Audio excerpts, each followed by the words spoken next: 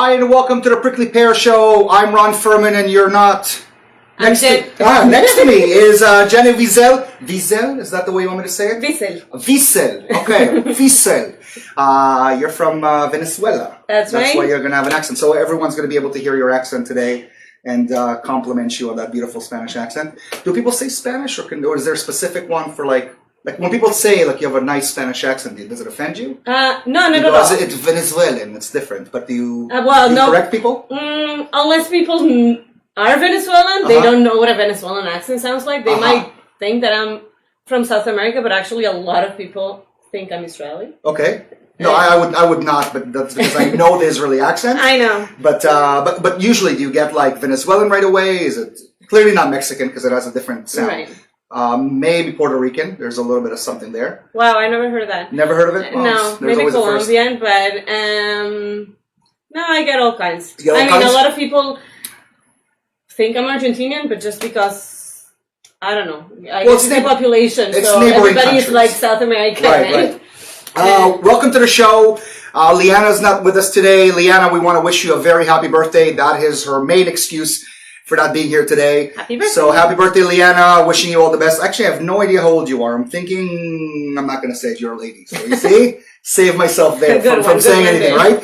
So happy birthday. You still look young. You're still a baby. You have many years to catch up to me. So enjoy it while you can. Funny enough, today happens to be International Beer Day. So this is like a perfect segment for our Liana over here who loves to drink. She raves about I don't know, I think she's one of those people that really enjoys being intoxicated.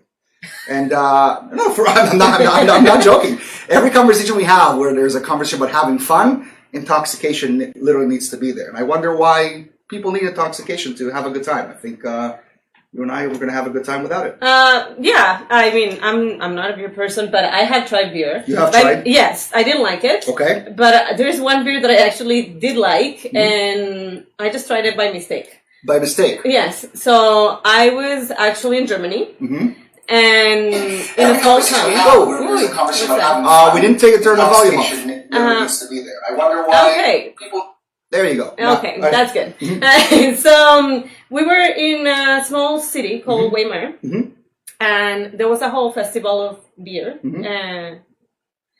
There was some monks preparing beer, and they were serving it in some glasses that you would think by the color and the glasses that is actually wine, red wine. And they were like, try, and I'm like, well, okay, sure, why not? I'm not a big drinker, anyways, red wine either. But I don't know why I decided to taste it, and it's made out of cherry. It was really, really good. So basically you like the flavor of almost like a juice flavor for your beer to taste good. Well, yeah, but that was the first and last time I had beer. Why? Why didn't you have it since? Why wouldn't you look for that specific beer so this way you can maybe enjoy it? Well, first of all, I have to find out what I drank because I have no idea. Okay. I for sure knew, I thought I knew that was wine up until the end. But is there a reason why you don't drink? Is there like a specific, one or two reasons why you don't like alcohol? Or don't drink? No, I drink other stuff. Like I like white wine, that's fine. And some cocktails, piña colada, I'm from South America. Of course. Please explain to me the whole thing about us piña colada. Piña is pineapple. Yeah. And colada just means cold, so cold pineapple, but yet we associate it with coconut. Well, it has coconut. Yeah, but where's the coconut in the conversation? Because I've had piña colada without any piña, but with a lot of coconut. Well, that's not a piña colada, cocada. No, but it has a when you're having it, like it has a flavor. Because here's the thing, they have now a piña colada that is with pineapple flavor. So you think kind of like there's something weird. Wouldn't they call it like a... Piña colada is pineapple. It's pineapple, but it's actually coconut. The drink tastes like coconut, not like pineapple. No, you haven't tried a real piña colada. A real piña colada? Anybody out there like know this? Like, please correct me. It tastes like coconut to me, not like... No. So like... it has coconut milk. Okay. So it's... Yeah. But that's what I'm tasting. It has the flavor. Now... Okay. The main thing is pineapple there. But I don't taste the pineapple. And I used to buy one that had pineapple. Like the white one. No. Believe it or not, by the way, the piña colada, like the white one that everybody sells, is made in Canada. So no joke, it's made here. Like I remember buying it in Los Angeles back in the day when I used to drink a little bit. And but if you really taste it, it tastes a lot like coconut. I don't really feel the pineapple. Okay, well, no? next time we have to try. Next time we have to try. Well, I haven't drank in a very long time. I don't plan on. We can do a virgin one. Virgin pina colada. Yeah, we can make that happen. If you bring it, I will drink it. It is also coffee cake day. So actually, it's one of my favorite cakes. It's one that I tried later in my life. I don't think I've ever had it as a kid. But as an adult, I've had coffee cake. And it's pretty tasty. It's one of the nicest dishes they have at Starbucks. If you ever want to buy the banana bread and the coffee. I have not tasted it. Actually, one of the reasons why I don't drink beer now, I wouldn't touch the coffee cakes, although sometimes Why wouldn't you touch a coffee cake? Because of what? I love it, but I became sensitive to gluten. You're one of those. Okay, I think I'm sensitive to everything. I just choose to ignore it. It's well, sometimes I just ignore it too. But not all the time. I choose to ignore it. Not for a coffee cake, though. Not for a coffee cake. That's not what you're. The funny part is one of the reasons I don't drink alcohol, which everybody always asks me why. I'm like, guys, I'd rather eat my calories than drink it. That's the reality. I'd rather just like eat, a better meal and just not have alcohol, as opposed to having all those calories coming in as I'm drinking. I don't know. Even juice. I don't like juice. I would have like. Me too. Like something that is diet, just because I don't want those calories. Because if I really care about calories. Anyway, so back to the show. Jenny, you are here because, and first off, I've known you for quite some time. I've met you outside of the world where we work at now. Right. We're not going to mention where we work together at. No point unless you want to bring it up. That's totally all right. But I met you when you used to work for the CJN, right? That was one of your clients, and you're a graphic designer. So for anybody out there who's looking for a graphic designer, there's a perfect candidate sitting right next to me. I actually pitch you on some of the websites if you see me. Thank you. But you do a lot more than that. You also teach. You have 2 kids, I believe, 2 daughters, which I met, 2 lovely daughters. A husband. You came from Venezuela. Ex-husband. Ex-husband. Sorry, I did not know that actually. Well, I'm finding out right now. I had no clue. Are you serious? I've never met the husband. I don't get into people's lives. I don't get into people's lives in that way. Okay. The daughters I met, and I guess I assumed, they made an ass of myself online. But I know that you do so much more, and one of them is what you're here to talk about is you do Israeli dancing, Jewish dancing. Do you want to elaborate a little bit on that? Yeah, sure. So it is Israeli dancing. And by the way, I saw last week, don't use the F word on it. Oh. What do you mean, the F word? Israeli folk dancing. Oh, folk! The F word. I'm like, she's not here. There's not going to be any cursing. I do not curse. No. Folk dancing, okay? I just heard it, and right. I know the association here. There's like a lot of, how would you call that?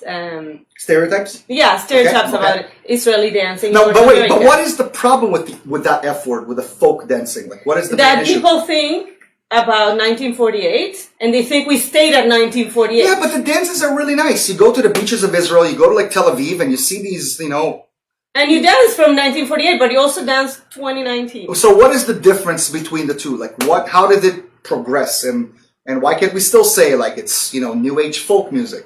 Does it hurt the business? Does it? No, it doesn't hurt. It's just it's an automatic reaction on people. Mm-hmm. Like there is a lot of pushback? Yeah. It's more for older people? That's what they think. But actually, it's just a stereotype. Okay. Like, in Venezuela, the biggest Israeli dancers are kids and teens. Mm-hmm. And in North America, there's a lot of the opposite. So that's what I'm trying to break the pattern and try to make people to understand that there's no age on the dance floor. Mm-hmm. So I actually go to a lot of dance camps, and we're dancing. There is like kids, and there is people who could be my grandparents or great grandparents. Mm-hmm. But what would they have in common? So, for example, if you would have taken me to a club, I would have to go to a specific place where people my age would be there. Meaning, if I went to a club and I don't go to clubs, but I'm giving an example. If I saw like teenagers, or I don't know, even 20-year-olds. I may not go there. And if I see like 50, 60-year-olds, I may not go there. So what would get someone my age to come out to this type of event, especially when there's like 70-year-olds and 15-year-olds? Well, yes. So there's a connection there. Not everybody goes to these camps. Like if we're talking about a class in particular, it has to connect to you. Okay. So there is all kinds of Israeli music now. And in my particular case, what I'm trying to do is bring the fun. So Yes, you cannot make a 6-year-old dance like a 30-year-old or like a 70-year-old. Right. What happens is if I put a dance that is a lot of jumping and a lot of running around, then there are certain people who can catch up, whether it's you're too young, so the steps are too hard or too fast for you to catch up. So there's no particular dance for everybody to do, kind of like the Macarena, where you just follow something. So there is. Yeah, there is. But so the kids will do the jumping, and the older people will do the walking around. Right, but those I find that it's for people who are already engaged into the dancing. Now, for me to bring new people to get to know this, and then get them into dance, what everybody else is doing. But at the beginning, how do I engage people? I'm dancing with a group of a lot of cultures. Okay, diverse, cultures. Like a very diverse. It's very diverse. In terms of I actually have people from all over. But how do they find it? How do they get to you? Like, how does, I don't know, Shlomo and Steve, how do they find you? Is it something they're already interested in? They're already into that fad. Like, this is something that they've learned for years. Like, how do they make a decision? You know what? I'm going to go do some Israeli dancing. Well, most of them, actually, I would say 99% of them, they used to do it as kids. Okay. Or they used to do it even as young adults, and then they, for one reason or the other, stopped. Some people come here and they are discouraged because they do want, what you were saying about the clubs, they do want a group that is kind of more their age group. Gotcha, okay. In my class, there is a diverse age group, and it has to do with the diversity of the people and the class. What I'm trying to do is I'm bringing Israeli dance, and I call it dancing with a Jewish twist, just so people don't have that stereotype. So it's dancing with a Jewish twist. Yes. What's a Jewish? So I mean, I know what a Jewish dance is, but like the Hava Nagila, Aura stuff. No, that's not. That's not. Well, I mean, when I'm thinking Jewish dancing, like, honestly, it's either the spinning around or the coming in and going out and moving the legs around. And yeah, I know. And that's the other stereotype. So people either think about like Od Lo Ahavti Dai, which is the one you go in and out, or they think about the hora in a wedding. I mean, there's hora dances, and we do Od Lo Ahavti Dai, but there is so much more than that. So right now, what I'm doing is I am just like Israeli dancing. When it started from all the cultures coming and just putting their own twist in it. Yes, then it became very Israeli, and now I think it's going like diaspora, like, because there is so many Jews in everywhere. Then the Israeli music has been influenced by all those countries. So you can hear an Israeli song that sounds like a salsa, and you can hear an Israeli song that sounds Middle Eastern and Greek. Exactly. There's clearly different sounds to it. Yes, and that's what. But do people? So, for example, I'm not Greek. Yes. And I'm not, from South America. Yeah. But would I go into Israeli dancing, and this would be something that I would do? So I would like join in with somebody else's culture. So then I learn a little bit about their culture by participating in some of the dances. Yes, you learn about their culture by a conversation, by the dancing. Also, I kind of try to turn it into a little bit of a party because it's all about, enjoying it. We're not performing. We have performance, but the group is mainly for fun. And just to bring new people into the dance floor and show them the differences that they are. And I'm happy, So do you bring your own style? It's like a chef, they bring their own flavor. So do you bring like the Venezuelan style into your dances? I haven't get to the Venezuelan, but I've been bringing Latin. A little Latin. Is there a difference? I mean, clearly there should be a difference because every country has their own. But is there a clear-cut difference between Latin and Venezuelan? Like, is there something? No, it's just Latin. It's just like the entire South America, if you want to call it that way. And then Venezuelan is specifically from the country. So I did teach a salsa dance. The song is in Hebrew. It's an Israeli dance, but it has a salsa tune. So I notice in a lot of like the videos that are going around, like a lot of people from South America who are, from like 2 years old are like, they can move, like they can really move. I mean, they know how to dance. And I'm noticing it more from the South American culture and maybe even Africa. I'm noticing like, a lot of African kids. Really, but for some reason, like the more, European countries, you don't see those types of dances. You don't see them express themselves in a way of dance. and I wanted to know like why we have like these two cultures, like the African and the Latin ones, that you could see the spice right from the get-go, and yet with the Europeans, it comes much later than than when they're kids. Is there something in the water? Is there something meaning in the culture that makes them want to dance? Yeah, well, no, I think every culture, every country, they all have their own particular dancing. Have you ever seen Russian dance? You ever seen Russians? Yes, yeah. and like dance, I actually do. Not like not the legs up in the air. I'm talking about like a dance. Yes, yeah? I have, and really? I do a fun one for kids. Fun Russian dancing for kids. Yes, it's an Israeli dancing. Okay, and it won the Eurovision actually. Okay, and same like we just did an Irish one, which is pretty much okay. So what happens in the African, just like in the South American, is you kind of use your entire body all the time, while in other cultures they mostly use one or the other, mostly the lower part, like the legs. So I also taught an Irish dance, and this dance was almost like tapping. What do you do? Where did this, like, if somebody wanted to join? I mean, clearly, well, right away, I'm thinking the JCC would be a place to go to. That'd be great. Is there like other places? Like, do people go to bar mitzvahs and see these performances happen? Is it just in particular areas? Like, if I want to join Latin, I just like Google it, and I'm sure I'll be able to find something around the city. But if I want to write Israeli dancing, where is one supposed to go?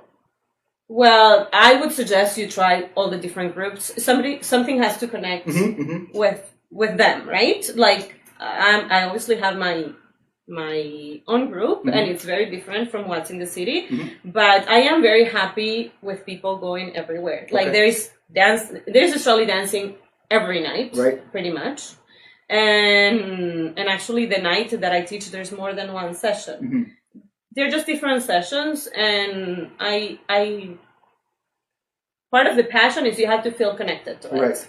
So people have to try it. So what is it, feeling connected to the Hebrew music, or is it feeling connected to music as a whole? Well, because like I was talking to our producer in the car, where we're just like, he was talking to me about Persian music. Yeah. And he told me that when he was listening to it, like it sounded very harsh to him. And I said, well, and he said, like, is it racist of me? And I said, it's not racist, because like if it sounds harsh, and he's like, is it because I don't understand the language? And I said, I don't think that it has much to do. I think it's about the sound. Like when I listen to Latin music, I don't understand everything they're saying, but I love it. There's a good rhythm that I enjoy. Italian music, French music, right? So there was something for me to pick up from it, as opposed to some other languages, like, Pakistani music. I'm not sure if that's going to play a role. So when people are bringing their own culture into the dances, do they bring, like, let's just say a Pakistani type version along with the Israeli style, or is it? You mean steps or songs? Music. Like, could there be like a combination of the two? Because if people bring their own culture, because I remember like Greek music, for example, in Israel, we used to hear it a lot as kids, and I didn't even know it was Greek. It just sounded Israeli to me. And I remember going to Danforth when I first moved here and listening to the music. I was like, is this in Hebrew? Like, I don't understand, right? Because it was just a part of the culture. Because Israel is so diverse, from so many places. Exactly. So the question is, are you bringing in music from other countries, or is it just the style along to the Hebrew music? Well, I don't choose the songs. The difference between Israeli dancing and any other type of dancing is, unless you're performing, all Israeli dancing is choreographed. So there are certain choreographers, mostly in Israel, but there's others abroad, North America and South America. And you're one of them. I'm not, well... You do choreography. For performance, but not abroad. Got it, the choreography I'm trying to explain is these choreographers, they choose a song. And they pretty much put it out there, and they decide these are the steps to that song. Everywhere in the world where you go to a dance session, an Israeli dance session, they play that song, and they're playing the exact same dance. People will know the same thing. Yes. Got it. So that's why they're doing it, because they can fit in. Like people in Texas, people they just walk into a bar and all of a sudden they know all the steps. Right. Right. So it's the same thing where. So actually, it's funny because when I was thinking about it, but it might offend you. When I was thinking about like the Israeli music or the Israeli dance, the choreography, I just kept thinking about the South. The hickey breaky heart type movement. You know what I'm talking about? Like the cowboy dance. Okay. Yes. That people do, or they're they tap, there's walking Israeli around. dancing like that too. So there is also, there's a country style for the same type of, but the songs are all in Hebrew. Not all of them, but most of them. Most of them. Yes. And again, so is the song like more progressive Hebrew music, or is it oldies the way we think about it, like the stuff that our grandparents used to listen to? Well, the stuff that our grandparents used to listen to, there's people who still dance it. And are the young people that join? Yes, but that's not what they dance the most. Got it, okay. As young people, imagine somebody turning on the radio. They want to, if you're a teenager or if you're 20 years old, you want to listen to the last hit on the radio. Got it. So that's the same kind of idea for the dancing. They want this last... So Netta was somebody very popular the last year and a half. I don't know why, but, again, it's a personal preference. I personally don't like the music. I think the performance was really good at the Eurovision. I think that she carries herself really nicely, and I think that she represents a lot of women. I think she's she's an activist. Yeah, but I think the world likes controversial, right? Like Dana International was a big hit also back in the day, right? So. Personally, I'm not such a big fan, but I'm glad to see that there's a following. I'm glad to see there's a lot of people. But has she played an influence in getting young girls to go out and dance? Has she done anything of the sort? Maybe not her personally, but like the fact that it's now more inviting because we recognize that there's an Israeli singer and it's now popular around the world, so we'd like to dance to this music. Because I know people in Europe dance to her music. So yes and no. Okay. Toy, her song. Toy, yeah. There is a choreographer who chose that song and he put a dance to it. Okay. So that is a dance that is actually played a lot, at least here in Canada, it's played a lot in camps. And it's a fun, easy, silly dance kind of thing. Right. Why I say no, just because, yes, people like that idea of the Eurovision and this recognized song. There's other songs of Israeli artists, and I'm terrible about all the names of the singers, but like last year there was Static and Benel was very... Who? Static and Benel. I have no idea. The one with the they were singing silver hair? No, I don't know. I don't know. It doesn't matter. I'm totally not connected to music. So they were a hit last year with the songs I have, and they were a hit with Silsulim. Okay. So then they were putting those songs, and teenagers were dancing. Not necessarily to the choreography because it's a hard one, so you can't be just a beginner and start. Now there is other singers that have been traveling actually here in North America that are more into turning the Israeli music into Latin flavor. Pretty much some of them sound like salsa, some of them sound like bachata. Well, maybe they were talking about the same people. There were these two guys in Israel, right? And they had like Latin flavor, like American, they do a little bit of rap and a little bit of Latin music that comes together. One has glasses. And like a sort of like a weird hair, like I think it's like golden or silver. People will kill me because they're like, how do you not know? You don't know what they even look like. I know how they look like, but I haven't watched the videos. Okay, gotcha. When I watch the videos, I watch the dancing videos, so I hear to their songs, I listen to their songs, but I don't see their. You don't see what thing. Yeah, but there's Rotem Cohen and there's all these. How'd you get into this? So I'm guessing since you were a young girl in Venezuela. Yeah. Right? So you got into it and got into specifically Israeli dancing, or you just got into dance and then you found Israeli dancing? So when I was 6, I started doing ballet. Okay. The Jewish school there, it's inside the JCC. So pretty much every single activity that you do, it's not like here that, your parents pick you up, take you to a place. It's pretty much everything is there. You finish school, you go to your activities. It's fairly easy. So after school, we had ballet. And then my best friend back then starts talking about this Israeli dancing. I have no idea what it is. I was 8. I wanted to be with my friend. I started going there, and it just became my #1 passion. By 13, I took a course, a 1-year course that they offer there to become a teacher. And then I started being an assistant, and then the year after I started choreographing. I was performing also in a group. So okay, so you moved to Canada. Yes. Had a life, right? And yet, so you think like a lot of people who and I see this today, like I play basketball, and I mean I haven't in a while, but when I used to play, and then, like when I got married, like I stopped going as much, and like kind of certain things that are passions, I just put it away. Was there like a specific time period where you sort of like put your passion on the side, and then as you kind of came into yourself, you found it again? I did, and we can go into a completely different topic, but maybe not today. So, the floor is yours. We'll see. Okay.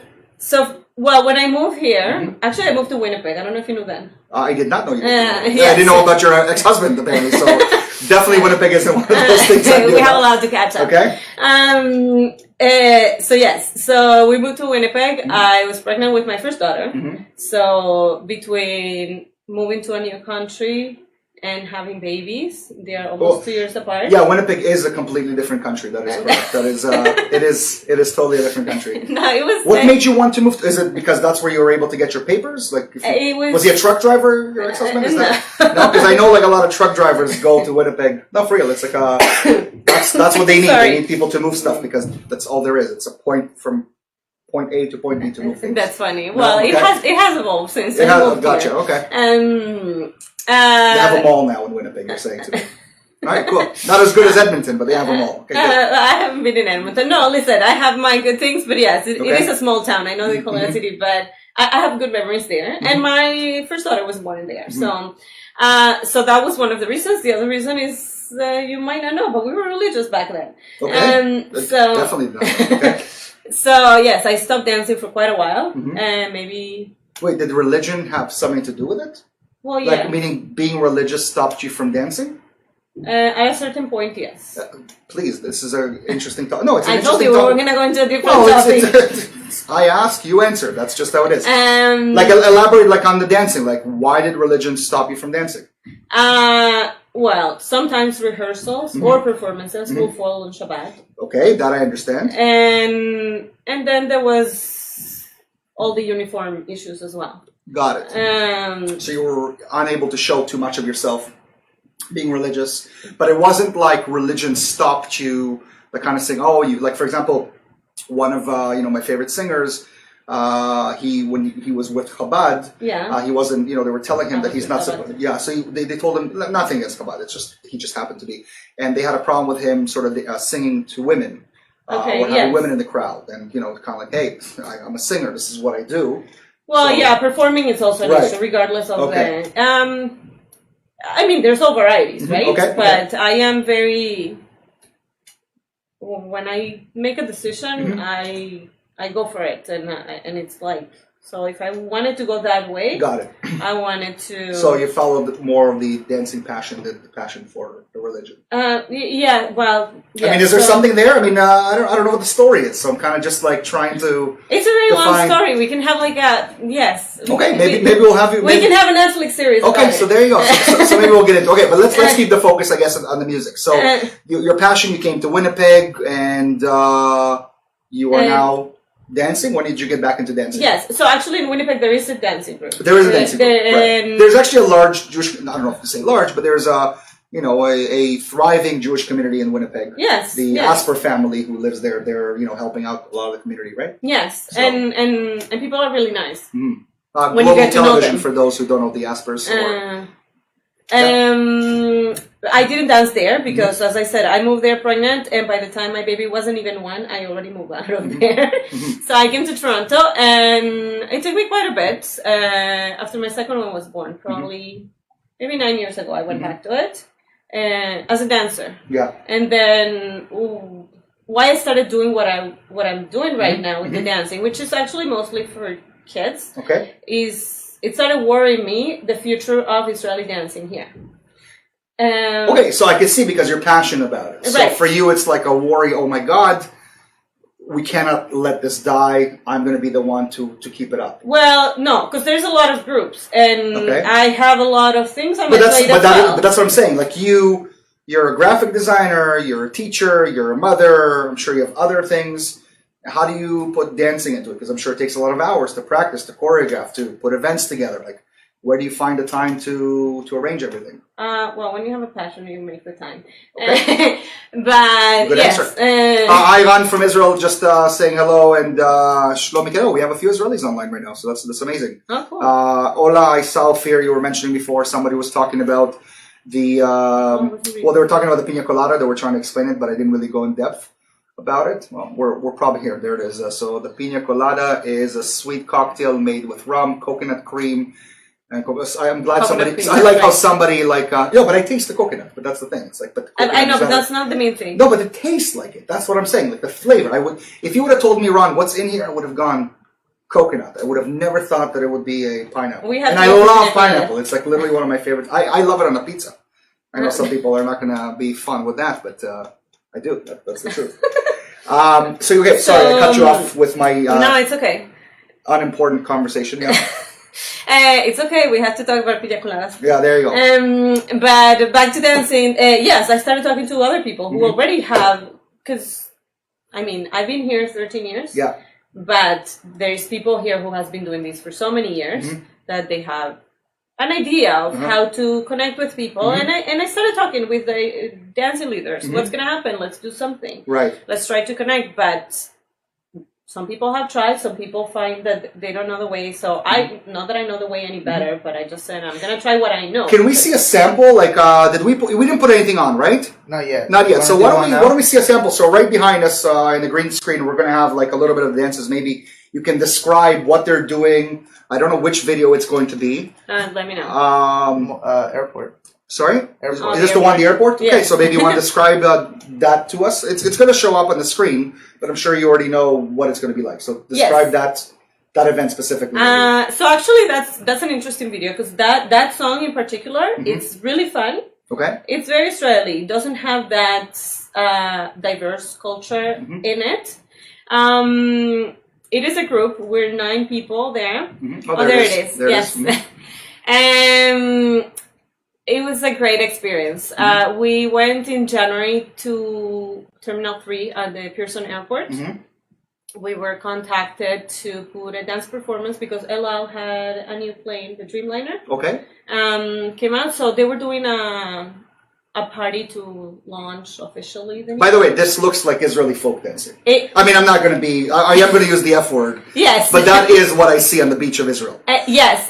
Can we maybe put sound to it? We can try. You want to put a little bit of sound? So we can hear what type of music they're literally doing everything I thought. So actually those movements that you just saw there, the song is talking about... Oh, okay. Okay. Yeah, but there it is. Okay, alright. Okay, so never mind. If they go dancing with a Jewish... # dancing with a Jewish twist, they can actually see the video with the... Okay. With the sound. And... When we were back, when we were talking about it, they were doing some moves and the song was talking about the Romanians, the Greeks. Okay. Now I have to sing it and I'm not going to sing on the camera, but it talks about 4 different cultures there. And the Moroccans as well. And I forgot the 4th one. Okay, so what do they do? You just, I feel bad because I always feel like I'm making fun of it because I'm not. I think it's great. This is not my choreography. No, I understand, but like all I'm seeing is like, okay, so they might go like with a little bit of this and a lot of, there's the Yemenite version of the song, and then they go something like this. There's the Indian version of the song. So is there is there a specific dance that really looks like it would be something from India or something from Morocco, as opposed to it's all looking like it's in circle? Yes, and actually I did circle because I wasn't sure what the space was going to be like. Got it. But I tried to do mostly line dancing. And yes, why are you laughing? I'm laughing because it's like, you told me about the F word, with folk music, and I'm like, okay. If I saw this, I'd be like, this is folk music. I couldn't see what. Yeah, well, you are not listening to the sound of it. Also, so if it is no. Maybe. So it is a very Israeli song, I would say. Okay. Or the tune of it, but it is a fun one. It's not a 1948. That's what I'm trying to say. Okay, got it.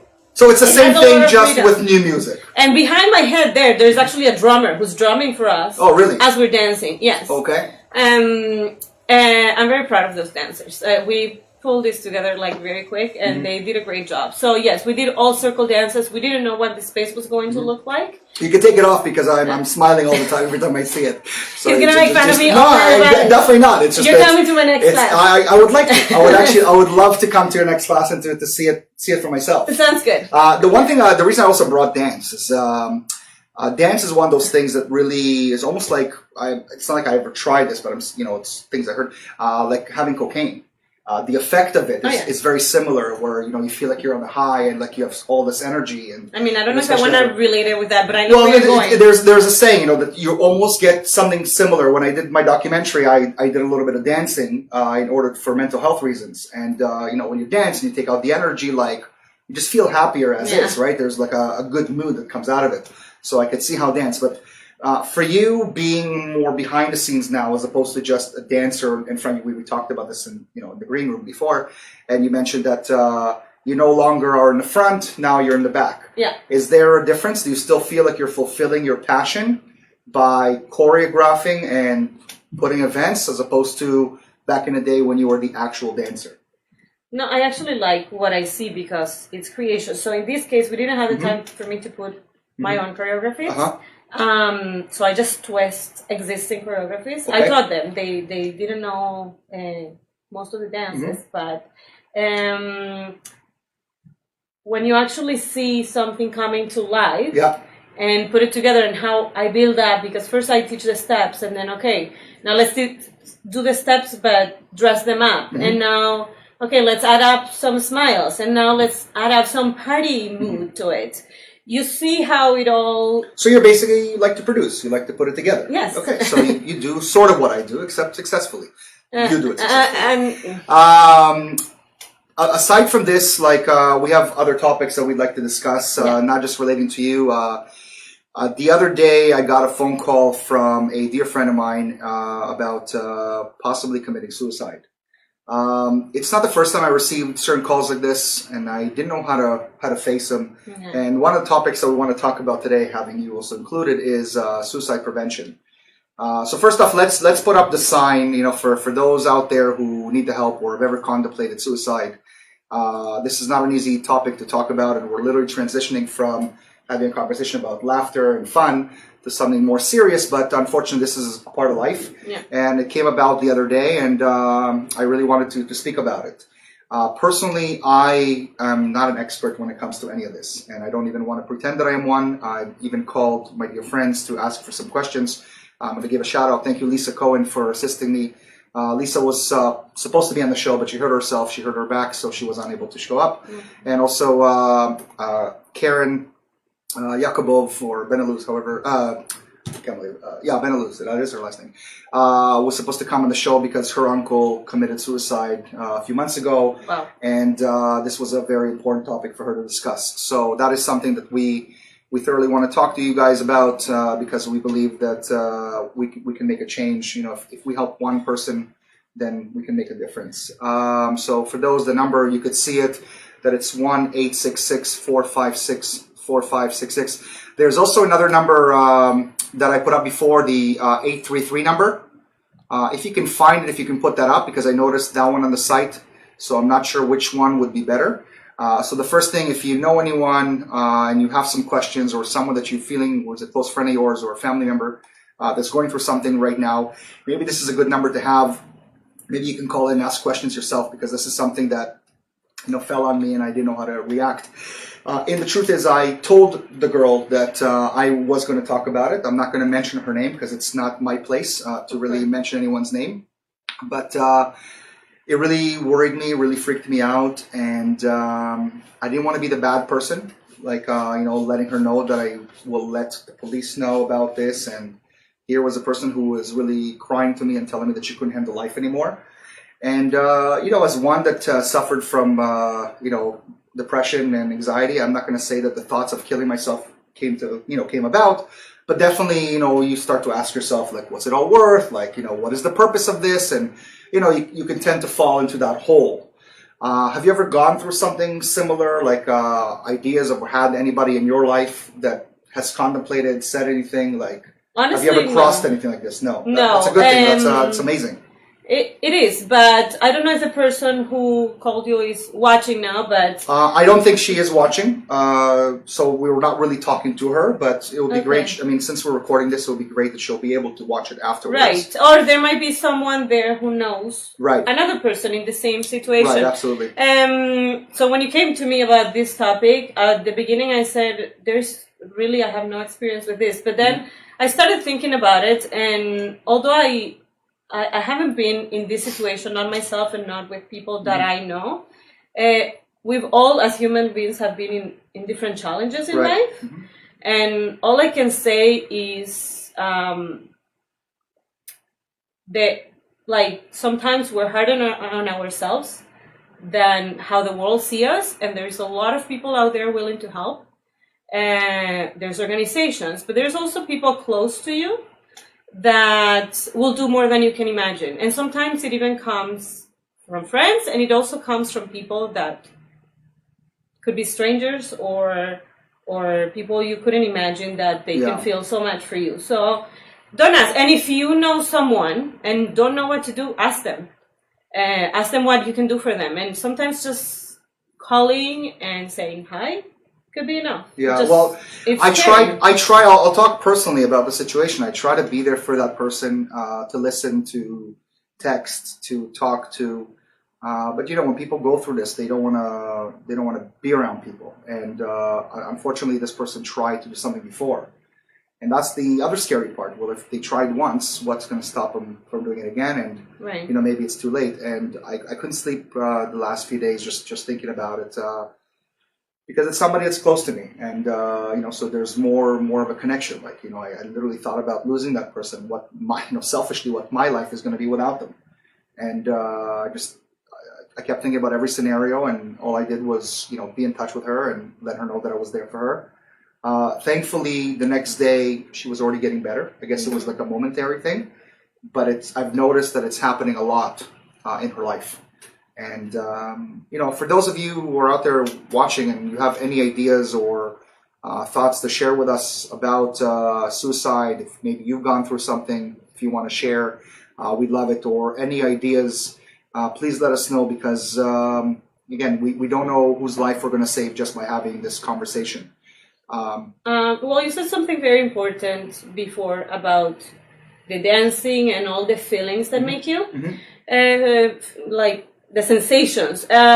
Yes, dancing creates a happy hormone. So actually for me, that's like the biggest thing for So whenever you feel sad or like inside your head, dancing is something that you do. Well, yes, but I also do it when I'm happy. Like when I'm happy, but it brings happiness. Okay. Yes, when I'm happy, I celebrate. When I'm sad, it makes me happy. Right. And for other people, might not be dancing, might be something else. So you were asking me before, when do you find time to do all these things? So what happens is sometimes we need to slow down in the to-do list and do things that serve us, build us up. Yes.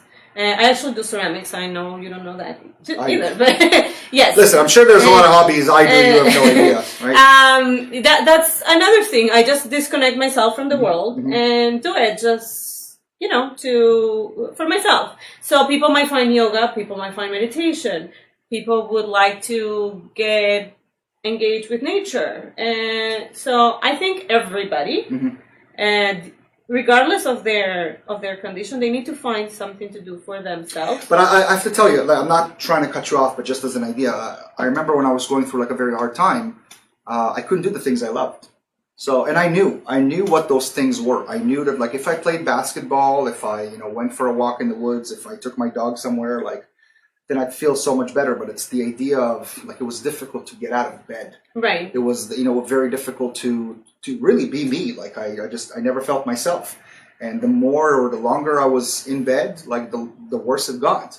So it's funny because, like, as I was talking to her, when she called, I could hear my own voice. In some ways, because I was connecting to her. Right. And I was like, what would I say to myself if I was going through something like that? And in truth, like I kind of got stuck, like, you mean a lot to me. Like at one point I remember even telling her, like, if you do this, like, you're going to hurt me. Like, you're really going to hurt me. Like, forget about you for now. Like, think about what you're doing to the people that you love. All right. Like, you're taking your pain, but like, what about us? That's very selfish of you. And it was not done in, that type of a way. It was more like to try to get her to understand that she's important to us, that we love her. Yeah, so that's tricky because I would say when a person can't get out of bed, that's what I was going to say. That's when the support system and all the people that care for that person play a role. And eventually she will get out of bed. Right. I mean, some people do need extras. Some people glad you call the police, but I did not call the police. Oh no? No, I did not call the police. So the thing is, the person that I'm talking about, again, I don't want to give the job away, but she has connections to the medical field. Okay. So they were already aware of everything. I don't want to say I was the last to find out because clearly I wasn't the call, but I had no idea that other people already know about it from other places. And that's the thing. I didn't want to offend her. I didn't want to scare her and tell her, I'm going to call the police and they're going to come knocking on your door. I wanted to just just let her know that I'm there for her. But in some ways, I just felt really weird about it because I was like, what happens if she does kill herself? And I didn't. Yeah, but it is about her. It's not about you, though. No. I meant what would I do if I knew that I was the last person to talk to her before that, and I didn't call the police or I didn't do anything about it. I kind of believed her story about other people knowing about it, and I just went along. I did call, as I said, Lisa Cohen, who was helping me out and gave me some pointers. And thankfully, Lisa, told me that what I was doing was sort of all right. And the fact that she was reaching out, she was already at a point, if somebody really wants to commit suicide, they'll never say it. It's kind of something that they would keep hush-hush. Yeah. And when it's time to do it, they'll just do it. So they're not going to wait for that. But maybe this was a cry for help. But this is more for other people out there who, if you see people who are sad or are going through something, just, offer them that number, I guess. Let them know what they could possibly do. Because... Even just a word. I think anything helps. More than you even know. And it's meaningful for people. Even when you don't know what to say or do, just the fact that you're trying. Yeah. Well, nonetheless, I had a friend who passed away, and I spoke to her just before she passed. And but not for that reason. No, definitely not. Okay. I had no idea what was really going on there, and I don't know the full story. But so somebody I was in touch with was a friend or acquaintance, somebody I was regularly just in touch with. Mm-hmm. And when I found out that the next morning they were dead, I wasn't myself. I have to tell you that. I wasn't myself for a little bit, and I know the family needed their break, and I couldn't really be in their way. So I literally took some time off to myself. But the family had no idea how hard I took it, because I just felt like, oh my goodness, I was the last person to talk to this person, and they're no longer here, and it was affecting me. Right. And I didn't want to have that happen again, where I know that I possibly could have helped this person. Now, thank goodness everything is fine. But if anybody out there is an expert on this field and they would love to come and talk to us, come on the show, sit next to me, right where beautiful Jenny's sitting. That'll be wonderful, because I would love to learn more of different tactics, and I'm sure that some of our audience members will get to learn too, because at the end of the day, we're seeing a lot more people struggling today. A lot more people taking things to heart, and people are not connecting as much. No, that's it's funny you mentioned that. I went to a restaurant about a week ago, and it was lunchtime. Actually, it was last Monday, and it was lunchtime around the school, and there were 8 kids sitting at one table. Literally 8 kids at lunch, went out, and they were on their phones, and the only thing that was connecting them was the fact that there was some sort of a meme or a video that they were able to share, so they were from one screen to the other screen. I know. And I sat there and I said, well, I understand this is the new generation, and I don't want to be that old person that comes in and says, hey, boys, when I was your age, I was outside. But I did do that. Oh. And I'm that's. I want to see the face that, of the kids. That is me, right? So I walked up to them and I said, I've been watching you for the last 10 minutes, and I haven't seen you got your heads go up for a second to communicate with the person next to you. And I think what you guys are doing is you're really killing your childhood by looking into the screen. Go out, have fun. It was beautiful weather. Sit outside, talk to one another. And one of the smart-ass kid comes up to me and says, this would make a great meme, right? So I was like, all right, I understand who I'm dealing with. So yeah, if our society right now is dealing with all these problems, I can't even imagine what the next generation of kids are going to have to deal with. It's because terrible. they're clearly missing that connection. Our generation still played outside till 10 o'clock at night. This generation, until 2 o'clock in the morning, they're on their video games. Yes. Right? So it's a complete different world. They're, the best man for their wedding is somebody that's from France who they speak to on a regular basis while playing some sort of stupid game. Yeah, it is. I'm laughing, but it's not funny actually. No, well, it's laughable because at the end of the day, like they're dumb kids who are really wasting their time. But they won't get it because you just don't know any different until you try it.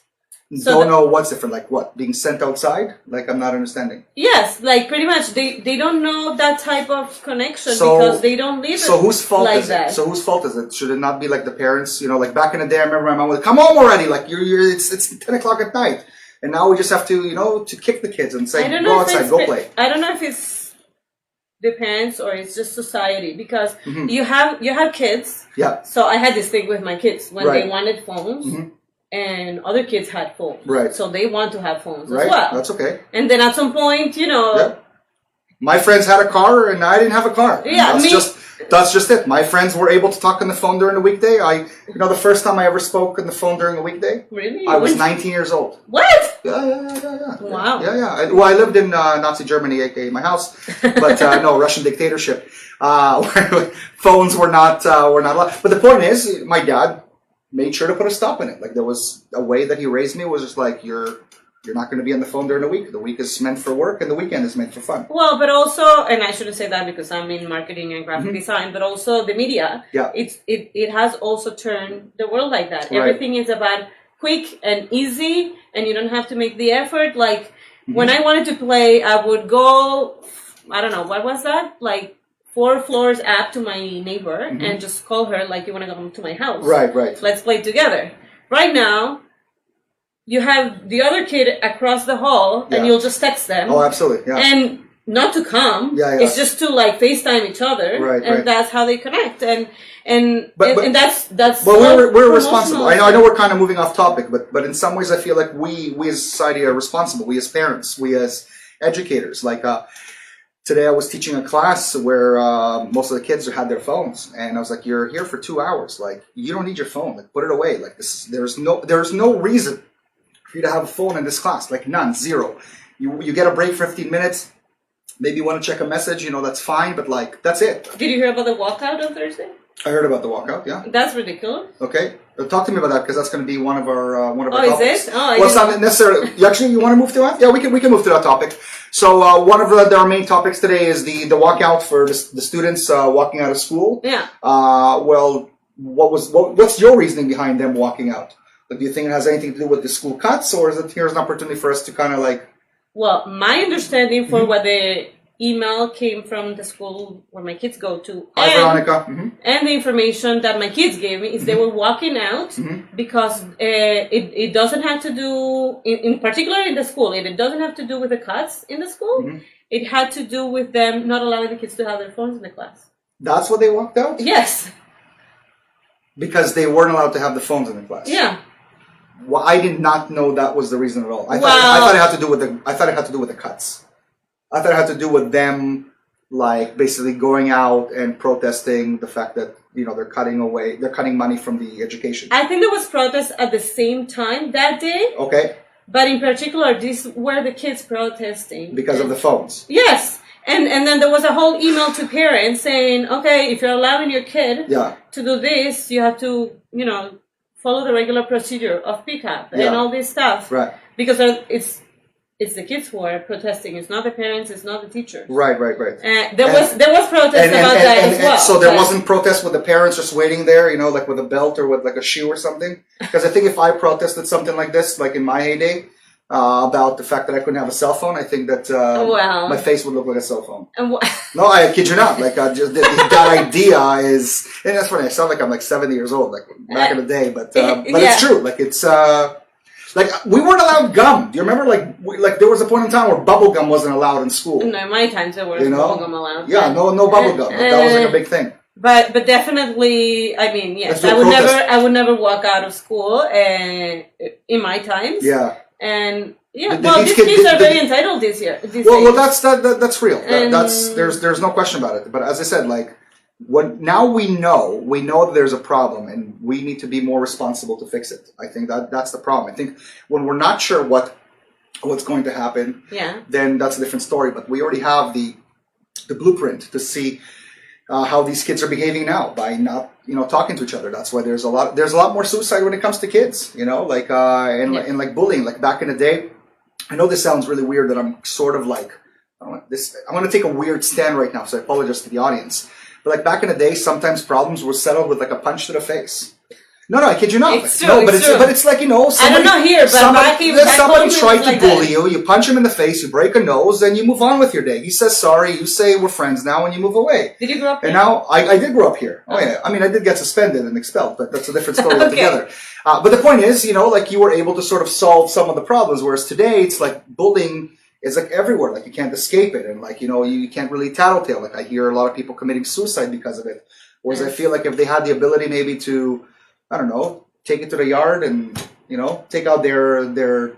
Well, I don't know if that's the way. I mean, I'm not condoning it. It's not really what I'm saying. I'm just saying that, it was a different way of like handling business as opposed to today, where today it's like everything is a complaint, everything has a procedure, everything has like that's where I was gonna go. Like and you have like this sort of judge, and this is how I would handle it. I will tell you a silly story like from back in the day. True story from my high school days. I remember they had this thing called zero tolerance at my high school, and I had a kid who picked on me during lunchtime. And I know he kept picking on me, kept calling me names or whatnot, but I kept cool because I saw a teacher from across the hall. I figured if I punch him in the face in front of her, clearly detention, suspension, whatever you want to call it. So he approached me, and I almost like gave him a freebie to hit me. And the guy hit me, and they took us to the principal's office. And I remember sitting there, and like we're literally across from each other, and the VP wasn't the principal even, it was the VP who was talking to us. And he said that we're both suspended. And I said to him, "How am I suspended? Like I did not, like my face like got punched. I didn't do anything." He started with me and he said, "Well, we have zero tolerance, and both of you were involved." So I guess just those that don't. There's a reason why I don't drink.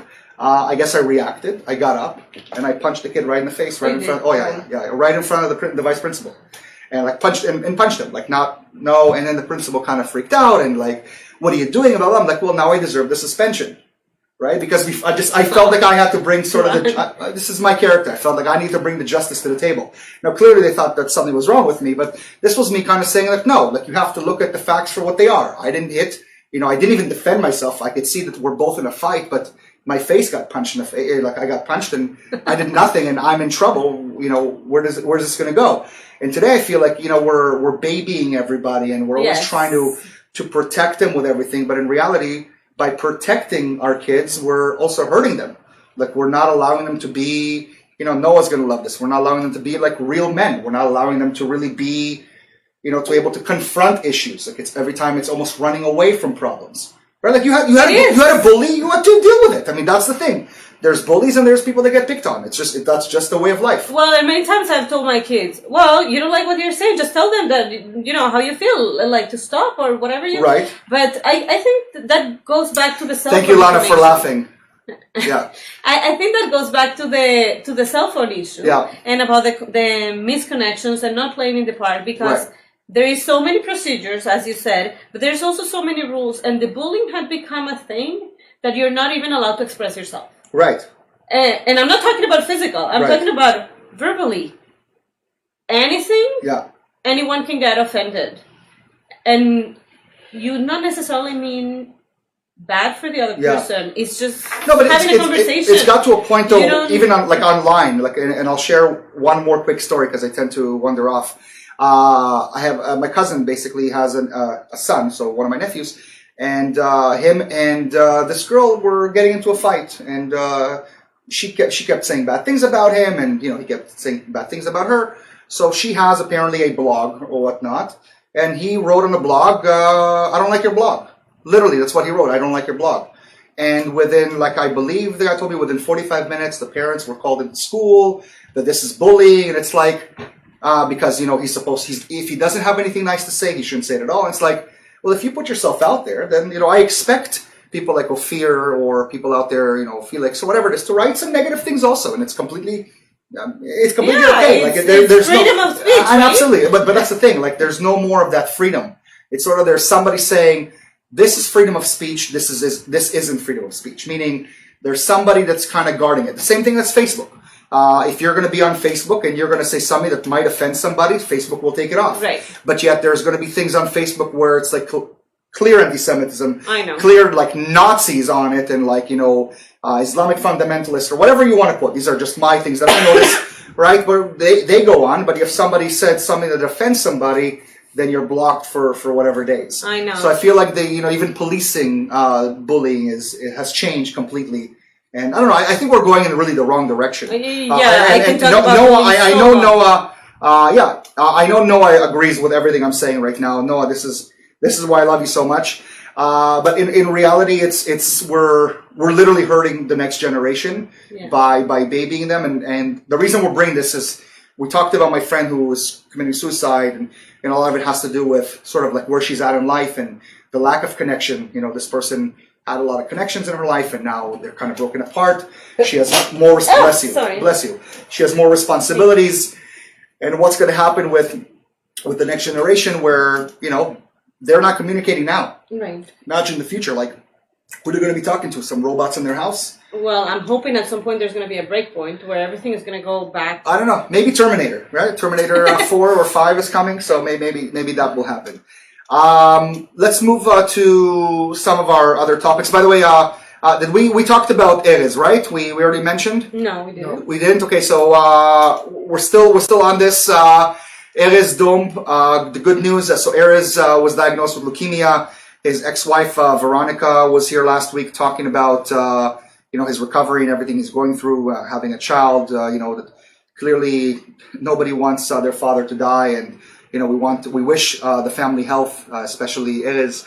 But the good news is Erez told me the other day that he might be coming out of the hospital very soon, which is fantastic for those who think that okay, he's out of the hospital, that means he's clear free. Absolutely not. But the reason it's good for him to leave the hospital, you tend to get depressed when you're there, when you're around other sick people and laying in bed all the time. There's just absolutely. I think people die in hospitals. People die in those types of places. So we want to wish Erez Dom, an amazing recovery. He just went through chemo and he seems to be okay. So for those, you could still donate to the GoFundMe campaign, GoFundMe.com/709FIZK. Again, GoFundMe.com/709FIZK, and that's to support Erez Dom. So one last shout out. But Erez, we hope to see you, and maybe we'll bring you on the show, and maybe you could talk live, and people could see you. So maybe it won't be now because this place isn't clean, but maybe in the future we'll have it on. So that was one shout out. Another thing I want to talk about is we do this segment called Small Cactus, Big Cactus, and the idea whether this is a big deal or a small deal. Okay. So I'll bring something up, and you'll tell me whether this is something to really be talking about. So one of them is this poacher. You said to me you didn't know what a poacher was before. Yes. So basically, this man who is known for taking rhinoceroses. I don't know what it's called. I think that it's actually a nail. I don't know for real. I think that their piece is actually called a nail or something along the lines. I read it somewhere. So they take They kill elephants, and they take their, they chop up the parts and whatever it is. So he got killed by an elephant. So the guy who was trying to kill those animals and was eaten by lions. And so that was kind of, I don't know, it's kind of weird, like I'm almost celebrating this person dying, but, he's one of those cartoon villains who goes out and tries to hurt animals. So, for no reason, yes, money, but for no reason. And in some ways I find that karma kind of literally bit him. And maybe it will teach people to not do this, not to harm animals. I don't know. Maybe it's going to teach somebody a lesson, but I thought this was something kind of cool. And again, I kind of celebrated. I don't know if cool, but... Again, for me, it was more like, you deserve this. Like, I'm kind of happy that an elephant stepped on your face and, animals ate you because you're a bad person. If this was a cartoon, I'd totally be, for that bad villain to die. Well, I can't be happy for someone's death. Clearly, yes, yeah. But maybe he was calling for it. Yeah, no, definitely. I mean, and hurting animals, it's not any different from hurting absolutely a person or the planet. And now I hope my sister's watching because she's like the environmentalist. Oh, very nice, very nice. The family, but it's true. Like this world is just it has too much. I find the world is upside down. Yeah, and there's so much. It's weird. Like I see exactly what you're saying. That like I feel like right is left, left is right lately. Like a lot of the things that I thought made sense to me almost don't. I've been watching like a lot of these shows where people are still trying to figure out. Like even comedians are sitting today saying like I can't tell jokes anymore. Like people are so sensitive that like I can't be me. I cannot. I feel like I'm offending anyone. I think we're going to reach a point where like. There's going to be just these two extremes, those that go all out or those that kind of, govern the way things are going to be. Or maybe we'll reach that point where, we went a little bit too far. Let's clean it up and let's move back to the middle. But I kind of have this feeling now that it's tilted on both sides. Like two extremes are playing the game today, as opposed to like us being rational about, like even comedians. As I said, the comedians go now on stage and apologize for some of their jokes. It's kind of like, really? I'm telling you, like I watched the Dave Chappelle on HBO. He was one of his main thing was like apologizing for it. I think there was a joke at the end of it, right? But really apologizing, and I just feel like it's silly, and it's really gotten to that point where everyone's completely being offended by everything, and that's another thing that's really killing us. That we're becoming so sensitive. Yeah, that wouldn't happen in Venezuela. In Venezuela they don't have bread either and water. So they have other problems to deal with. Not making fun of it, but like just being realistic. Israeli elections, big deal or no big deal? Now this may not be a big deal completely to your average Joe Schmo. Oh, that sounds Jewish. So Joe Smith, it wouldn't really affect him. But in terms of our community, or we live abroad as Jews. Does the Israeli elections affect you in any way? Elections? I mean, I don't know a lot about politics. I try to stay away. My family is very into politics back home. And are they still there, by the way? Are they still in Venezuela? Not immediate family. I have extended family there. And my family is like all over the place right now.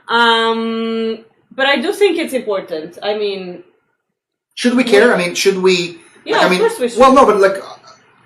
Clearly, I care, but I'm saying, should we? We live in the diaspora. We have no control over who gets elected. We pay our taxes here. We live here. Why should we, as a Jewish community or as any community, really give a hoot who's going to be? Because at the end of the day, he's going to be the person that's going to help Israel, not necessarily us.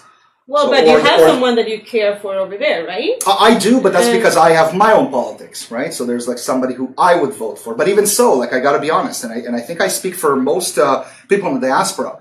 When they are voting or talking, not voting because they can't vote, but if they make decisions or have opinions on who to vote for, it's usually based on security.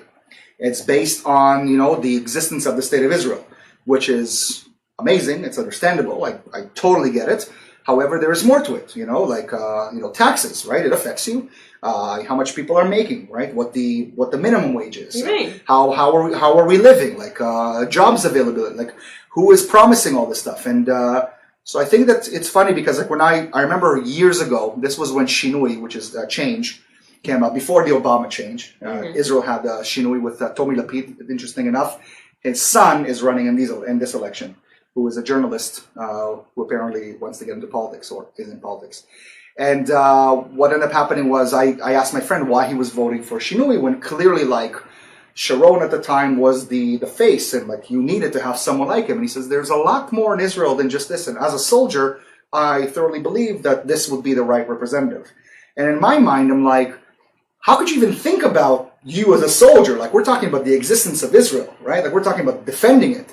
But apparently, to some, it's a lot more than that, and it's and that's why we have so many different miflagot, so many different parties there in Israel, as opposed to like the 4 that we have here or the 2 that we have in the States. I think there's, please correct me, I think I saw 15 leading ones. Maybe there's more. I'm probably making it 15. Oh. I think there's more. This is what I saw lately, but like there's possibly so much more, like a green party, but like green leaf party. There's like the party for the elderly, the survivors. Like there's all sort of, like different parties. Well, Israel is a very unique country. Let's put it this way. Mm-hmm. So I'm sure there's a lot of opinions, and it's just we're going to have even more opinions than that. See, my buddy over there is vote Bibi. See, and the reason he's saying Bibi, Renat, this is for you, is because you just care about the security, and that's all you're talking about, and you probably, see him as a great speaker and say, if it ain't broke, don't fix it. I'm not going to give my opinion about it. No. I didn't say not to vote for the guy. People kind of know where I stand on this, but no. I guess what I'm trying to say is we have to care for the country because it's our country, even if we don't. But do we know what's really happening? Well, no. In my case, I don't know enough. Yeah. So can we have a real opinion? Because we don't have enough information to know. I mean, there are those. We have Revi right now joining the show, and I'm sure Revi, sits at home sometimes and watches Israeli television, watches the news. So she's kind of aware. But again, we don't live there. She's an Israeli dance teacher too. Oh, yeah, okay. I know she's teaches basketball, but yeah. Yeah. I didn't know that. No, that's what she's known for. Oh, okay.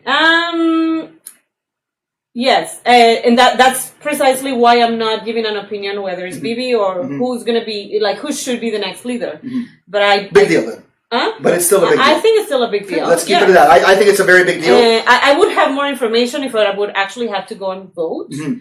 But it's so if let's just say when you were voting here in Canada, did you really look into all the information that was out there, or did you kind of go with, you know what, I think conservatives will serve me better than the liberals, I think the NDP are more lefty? Where did you, or were you looking at issue by issue? I think I would do research on the candidates, but also speak with my friends and family who are there in terms of what their struggles are, because I don't live there. Got it. So I can't tell. It's kind of the same situation in Venezuela. So not because I moved out of Venezuela, it means that I don't care anymore. Right. You care for the people there, even for the strangers. When you see all those pictures that come out, just like you would see pictures of Israel and, the it's still your home. Yeah, of course. You don't know who they are, but you don't want to see that. Absolutely. We're going to move to something else. So today is WrestleMania. I know it's something that you were like, what? Why are we going to be talking about it? But there's something actually amazing. I'm not a wrestler. Well, I try boxing though. That's okay. Well, I got all of a sudden a big cramp. Oh my goodness, that was really bad. I did not hit them. Oh no, that was a really bad cramp. Okay. That was weird. That was live, but a really bad cramp. My goodness. Oh, that really, really hurt. The show will go on. It's okay. But that was kind of weird. Okay, so WrestleMania. See, I'm thinking about wrestling, and already I'm getting a cramp just thinking about getting into the ring with somebody. Okay, so WrestleMania. Back to. I'm trying to not think about the pain in my leg right now. So WrestleMania today actually has something really, really amazing where we have 2 women. I don't know, 3 women, who are going to be the main event at WrestleMania. And this is WrestleMania, first off, is the biggest event wrestling ever has. Everybody can't wait to be in it. It's huge. I mean, I know you're not a wrestling fan, but to all those that are out there, I mean, it is a show, but they are athletic, and, there's... it's fun. There's a lot of people, I'm sure, who are not watching this are probably watching WrestleMania as we speak, or flipping through, at least I hope. There's, again, 3 women that are in the forefront. And I think that there is something amazing to be said of where we're actually moving to in terms of highlighting women and the importance of them.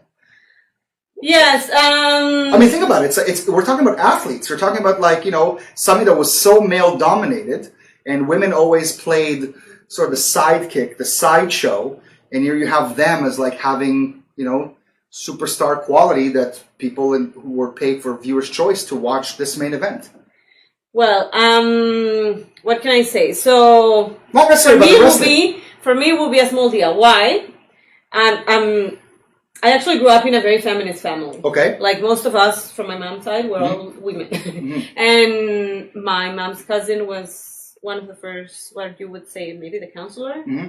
women in Venezuela. Mm-hmm. And now my second cousin is involved in politics in the opposition for Venezuela in Argentina. What's she's saying, is there somebody under the table? No, that was a serious cramp. You don't even know. I am still hurting. Like I'm trying to move on, but like I literally have a bad cramp. And it was not me. No, definitely. So anyways, Monica? I just, those kind of things, I actually, even though I'm a feminist, and I see the importance of, you know, how women come out, I don't like to be connected to wrestling or any kind of but it's violence. For me, that looks for me, it looks violent. First off, it's a show. Let's begin. It's a show. It's a show. I know it's controversial. It's a circus. We care about the characters. They're normal people in real life. It's a show. I mean, clearly, you know, it's entertainment, and there's, you know, you have to be an athlete. I'm not taking anything away from them, but it's not really about the sport itself. It's the idea that, like, it's the pinnacle. I mean, it's WrestleMania, and having women in the forefront, leading the way. I think it's something amazing. You know, maybe it's little, like maybe it's just a little move, but in my opinion, it's something huge. And I mean, I applaud it. I think it's wonderful that we've got to a point where women can do that. There were many people who were very much against it at the beginning with MMA. If it wasn't for like Ronda Rousey and her character, like to come out and the competition, you know, in MMA, the same thing would have been. Like people would have not cared about women fighting. And it's not just fighting. We're talking about in every place, women are now making their way. And this brings me to a question, which is sort of related to this topic. The other day, I forget this person's name, and I apologize. She is a coach. She's a basketball coach. Yeah. And she was talking about the fact that there is, in women's basketball, there is, I believe, 67% women coaches and 30-something%, male coaches. Yeah. And 33. And what she was saying is that there's 0 female coaches in the collegiate level for men. Mm-hmm. So how could it be that like a woman can coach like other women and men, and other women cannot coach in other levels? And there's no female coach in any of like, you know, the top sports. There is one who's an assistant, and like, again, she might get that opportunity, but we're talking about the numbers are very, very slim. So hopefully we'll get to a time where women will get their fair chance. And I think it should be, you know, the better person for the job, not the better man for the job. And hopefully one day, you know, men can take like instructions from women. I mean, if they know what's good for them, right? If they know what's good for them, I paid the price. But no, I just think that we're slowly but surely, and I feel like in the next 10 years, like we're going to see even a bigger boost for women out there, and I think it's wonderful. Which is a part of today. It's Girl Me Too Day. Yeah, it's very feminist. I'm not sure you want me to go in the feminist side. Well, I think I don't know. I see myself in some ways as a feminist. Yeah, like, that's yeah. Good. I mean, but what's a feminist to me? Well, you're laughing over there. But what I mean is feminist is like if you can do something the same way that I can do, then you do it. Well, you know, and that's just like, again, if it's, I wouldn't want to see like Shaquille O'Neal versus like, you know, the best woman basketball player, because the levels are very much off. But why do we have to put it's people genders into because it's people versus activities. people because it's people versus people. So meaning like I couldn't really play basketball with you. I mean, I could for fun, but for me, like to foul you or to hit you, like I'd feel a little bit different, or even to fight you. And you could be a much better fighter than I am, but like I personally have a problem with that society. I think. I mean, I don't want you to try. No, but I don't think it's just society, because I think that like we are different. We're in my opinion, again, if anybody wants to take it, I think we're different. We're different. Bottom line is we're different. We're not the same. There's a reason why you have that and I have that. There's a reason why we come together and we have that. Like, we're different. There's no question about it. Yeah, but that doesn't mean that one person has less qualities than the other.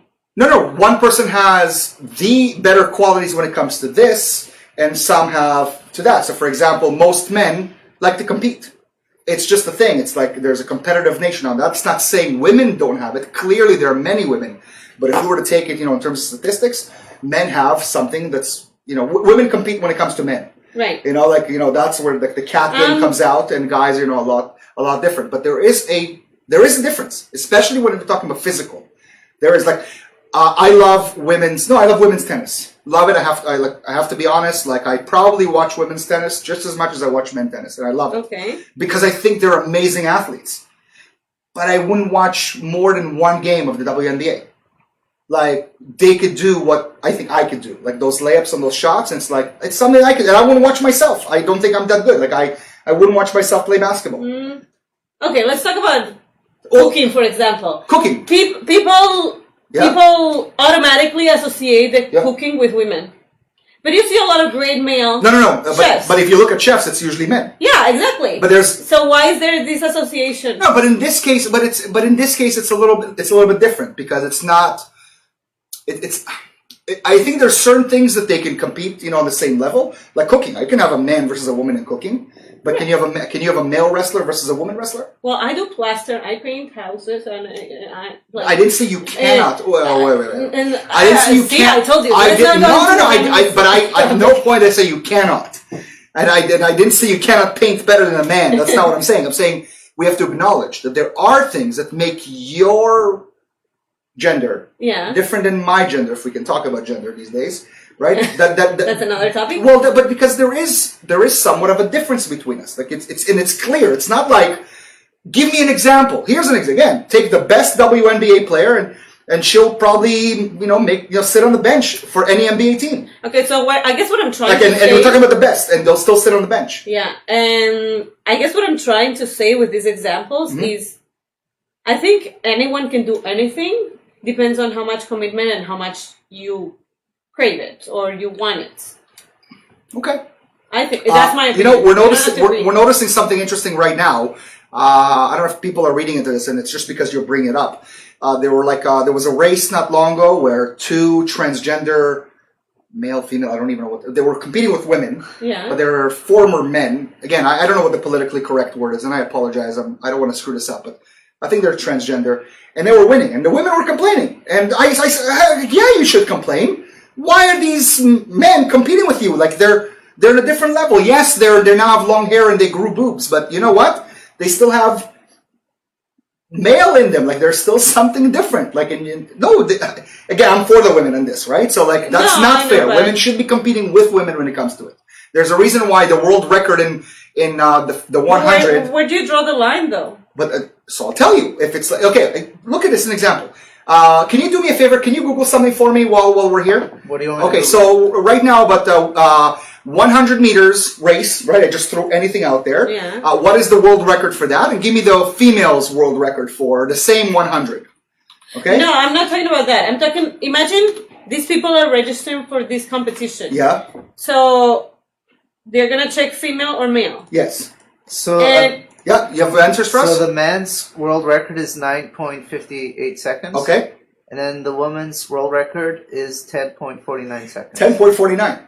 Right. You're talking about almost a second difference, which is a lot in that field. Like most athletes can do under 10, and you're talking about a world record. Yeah. For women. You're talking about a second. That's the difference right there. That's just one sport. No. But go back to registering for the competition. Yes. So you put your name, you put whatever information they request from you. Mm-hmm. So when it comes to gender, what do they check? What they feel like or what they were born to? I don't understand this whole feel like. I just don't get it. I might be different, and I don't have a problem with it. But I maybe it's not even for me to get. I don't know. But it feels to me that, again, you're having these two men who went through some sort of surgery and now are competing against women and are dominating. And there's a reason for it. There was another MMA fighter who was a male, became a woman, went through the surgery, and was beating up women.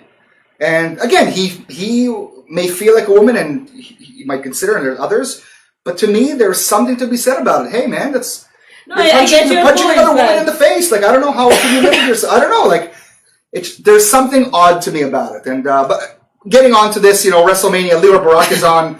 We're just saying how epic it is to see that there are women, in the main event, which is huge. I don't know. To me, that is big news. Not just WrestleMania being big news, which is big news in the wrestling world, but the fact that women are highlighting it. And the last one, we're just going to talk about. April Fools. Did you do anything interesting on April Fools this week? I actually did not. I'll tell you a story about April Fools. Okay. So actually for us, April Fool's is called Innocence Day. Okay. And it's not on April 1st, it's December 28th, which happens to be my sister's and my cousin's birthday. Okay. So April Fool's, I thought April Fool's was international though. No, it's not. Because even in Israel, April Fool's was April Fool's. Really? Yeah, I remember it. Never heard because such a Mother's thing. Day was a different time. But I remember that April Fool's was always the same time. Okay. So I never heard about that until I moved here. Mm-hmm. And when I was pregnant with my youngest one, Yeah. there was a whole story about people who were getting pregnant like really old, like after 50 and stuff like that. Well, so my mom was around that age. And on April Fool's, she made me and everybody in my immediate family believe that she was pregnant. Nice. So I learned my lesson. And now April Fool's, I don't even like pick up the phone. But okay, well, I have a question for you. That's a good one. I have a question for you. Did she go through menopause yet that you knew about? I can't answer that question. No, because if you knew she was going through menopause, something should have... Oh, back then, no. Something should have... Like, I mean, I know my mom has gone through menopause, so if she says it, I'll be like, yeah, okay, Mom. No? I know or I don't know. I don't know. You choose not to say. And in any case, I truly believe that. I don't know how, but yes, a few years ago, one of my jokes was that I had a kid, a black daughter, even though it was a picture of my wife, who's clearly not black. And like I had a black daughter, and like I went on, and people were wishing me congratulations, and it was the whole thing. And there was a funeral. I was living in New York at the time, and there was a funeral here in Toronto. And my mom came to the funeral, and somebody approached her and said, "Congratulations." And my mom's like, "Why?" She's like, "I heard about you have a new granddaughter." And I'm like, what are you talking about? He's like, the little girl, the picture. He's like, the black kid that Ron put up. I mean, did you not see his wife? How did he get? Anyways, it was pretty funny. Like at least I thought, but my ex-wife did not find it as funny as I did. But this year, I'm telling you, my mom's husband did not find it funny at all. Okay. Did he know she had a menopause? Did he know? You have to ask him. But imagine she did this in the morning. Yeah. And she kept. Joke. She left it on a voicemail. Like she's been planning this for days. Gotcha. So she figured out when we were in meetings or in things that we wouldn't pick up the phone. Right. So she left it at voicemail, and then she wouldn't pick up the phone the entire day. Were you freaked out? Because it's like, okay, great. No, I was like, okay, I'm having a baby, and she's having a baby. How is it my brother or sister going to be the same age as my kid? Yeah. It was like this whole thinking process. So I'm going to hurt my uncle, my dad's baby brother, is 3 years older than me. Well, I know a lot of cases like that, but my mom, it was what are you trying to say? Yeah. All right, you're offending me right now. We'll move on. No, I'm joking. No. What am I, of this new generation of being offended? Get out of here. But April Fool's, one of the jokes that the Israeli Ministry of Foreign Affairs did, actually, which is really cool.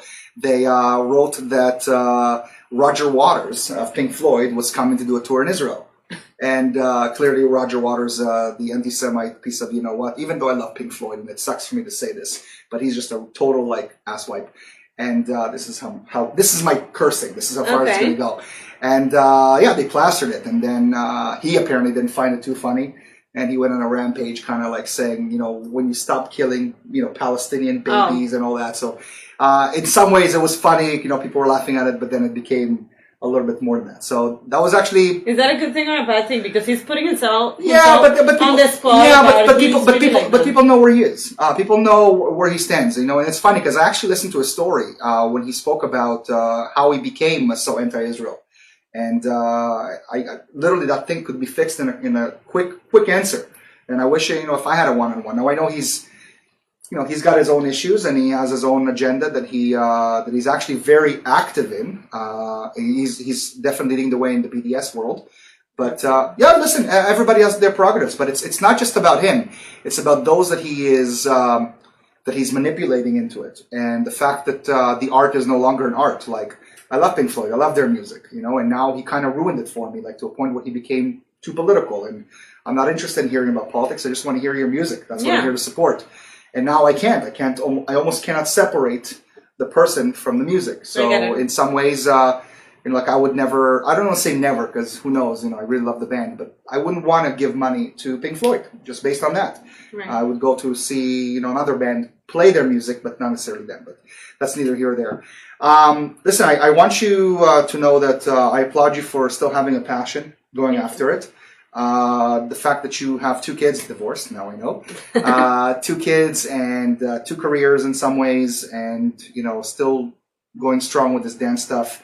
You're helping the community. You're bringing something, you know, something positive. And I applaud you for it. And I'm happy that there are people like you in the community who are doing something amazing.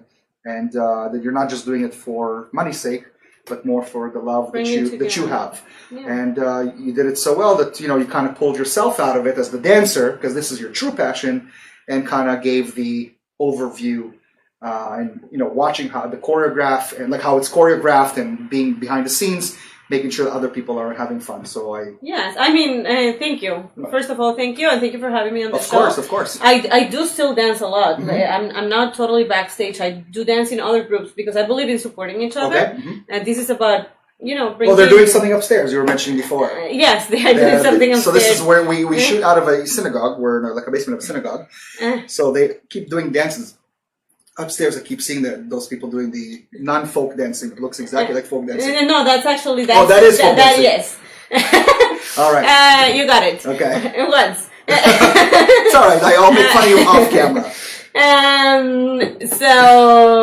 Yeah, I lost my thing. That's okay. But again, I applaud you for doing this, for, you know, and also for coming on. I know, you know, having this show and like talking live, and this is not for everybody. It's not for you and for me. I just do it because I've committed to it, and this is what I plan on doing. Thank you. Liana, we miss you. We wish you a very happy birthday. Mazal tov. Do me a favor, please bring an amazing challenge for next week. This is what I'm calling you on. We're going to have a show next week, but we will not have one on the 21st, as it will be... actually, no. What am I talking about? There's a show. There's a show. Yeah. I don't know why I said that. There's a show. There's going to be a show. We have guests already. We have guests lined up. I don't know. We have guests lined up until May. And thank you, by the way, for everybody for reaching out. There's so many people, like I posted something on Facebook saying if you have something to say and you'd like to come on the show, and many people reached out. Like I'm talking about like many people reached out, like more than I expected. And who have some interesting ideas. And now we're going to start putting in the 2 people at the same time. So this way we get a little bit more. Because the goal of the show is not just to hear me yapping, even though clearly I do most of it. But it's really to listen to other people's stories and to learn from them. And hopefully the audience will get an opportunity to learn too. So on behalf of Jenny, beautiful Jenny, thank you again, Jenny. Really, really appreciate it. Thank you for having me. And myself, Ron Furman, have yourself an amazing week. And we look forward to seeing you next week on, what is it, the 14th? The 14th. The 14th of April. So until next week, have yourself an amazing week. Shabbat Tov. Shabbat Tov.